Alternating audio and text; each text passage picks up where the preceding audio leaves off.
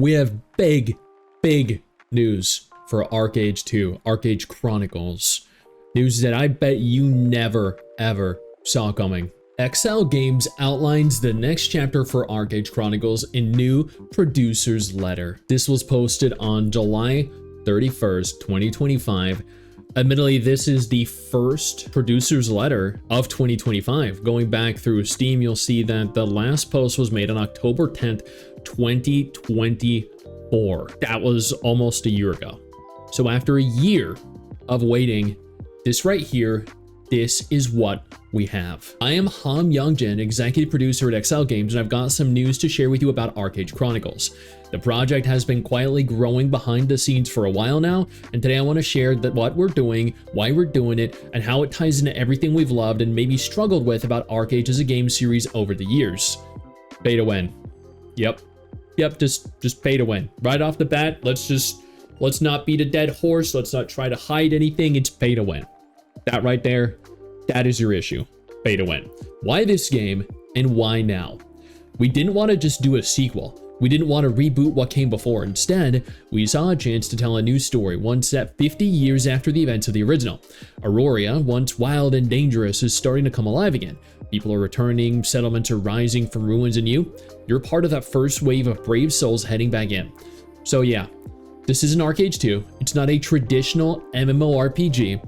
What we're making is a discovery-driven online action RPG. Now, I know you've seen the title of the video at this point, and you're thinking to yourself, so the game is no longer an MMO then. How do you know that? And this right here, this is not a traditional MMO. Instead, they're converting it into an online action RPG. Think tighter combat, more focused pacing, and a world that's still shared and social, but not built for massive Zerg fights or dozens of overlapping systems. So tighter, more focused, not massively multiplayer, still going to be shared and still be social. So what I'm thinking based off of what I'm reading here is that instead the game is probably going to be a little bit more akin to a multiplayer game. Maybe like on the size and scale of a survival game. Maybe something like V Rising, maybe Valheim, maybe Ark Survival Evolved. What makes this different? Let's talk about the combat first, because it's been a huge focus for us. This is action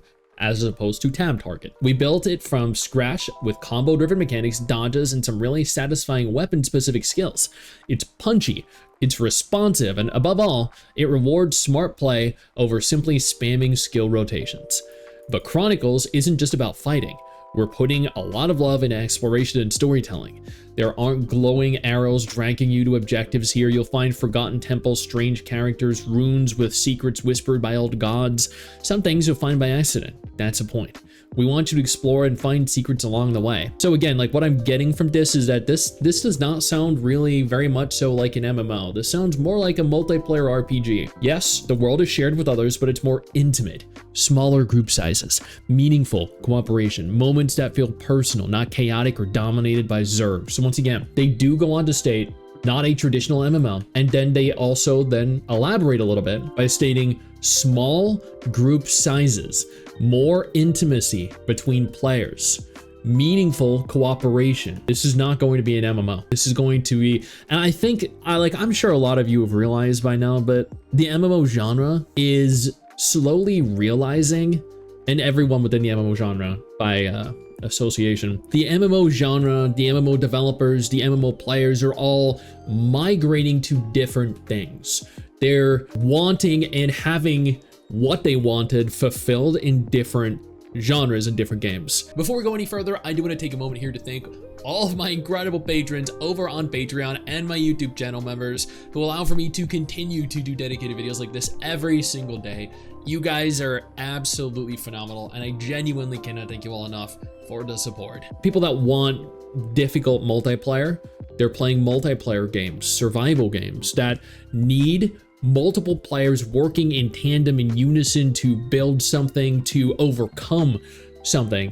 And then people that want like a beautiful story being told, but don't want necessarily that MMO aspect, or either playing single player RPGs or gacha games, because both offer that narrative presentation and style that survival games and multiplayers don't necessarily. So they're being fulfilled in different ways by different games and genres, and they're slowly realizing that MMOs just aren't necessarily what they used to be and don't offer what they used to offer. And the studios in this instance are realizing that players are navigating on over and migrating on over to said games and are therefore pivoting from being an MMO into something that better suits what players are looking for. And this is exactly what's happening with this. Carrying the legacy forward. We've learned a lot from ArcheAge, its highs and its pain points. The pay to win. The pay to win. Our goal isn't to copy what worked. It's to take the spirit, the freedom, the discovery, the ambition, and apply it in new, exciting ways. It's not about outdoing the past. It's about evolving. So expect life skills, housing, and crafting to return, just better. Shared housing areas, decor you can actually interact with, NPCs who feel like housemates, not decorations. Oh, so smarter AI for those of us that don't have friends to play with. Crafting that's tied to your character's growth and the player economy in real ways. What comes next? We've already had a few small focus groups play early builds under NDA for now, which is kind of sad. And the feedback has been incredibly helpful and encouraging. Not positive, helpful and encouraging, which honestly, I would really, really prefer to see. Like there's one thing being like, yeah, oh yeah, we love your game. It's the best MMO adjacent game I've ever played. No, what they need to say is, okay, so you have a great foundation. This is actually pretty cool, but this over here sucks. This is what you need to change and work on. This is what you need to elaborate and expand on, and then just go from there. And ultimately, that might be why the game has been delayed again. We'll be expanding those tests soon, so stay tuned if you want in, as we'll be putting out feelers for more players. We'll have a lot more to share in the coming weeks and months. For now, I just want to say thank you for your patience, for your memories of ArcheAge, and your curiosity about what comes next. Honestly, given the state of MMOs lately, I think this is a perfectly fine transition. Black Desert Online, Pearl Abyss, they were making Crimson Desert to be an MMO, and they decided we don't want it to be an MMO anymore because MMOs fail. They're too much of an investment with too little chance for return. The risk is not worth the reward. Essentially. ArcheAge with Exile Games, they're realizing the same thing. ArcheAge 2 should not be an MMO because the risk is not worth the reward. There are a lot of games out there that are moving away from the MMO aspect, even though they were being built with MMO functionality in mind, but they're retaining key aspects of the MMO that they think players want, and they're all turning into like multiplayer games. Crimson Desert has multiplayer functionality that allows people to come on over and play concurrently with the host, and this is going the same route. So this is no longer an MMO, but this could ultimately be something so much better, and I am on board for it. I know you think that you just hit the end of the video, and technically, yeah, you have. And I know your first reaction is to close out of it at this juncture, but don't.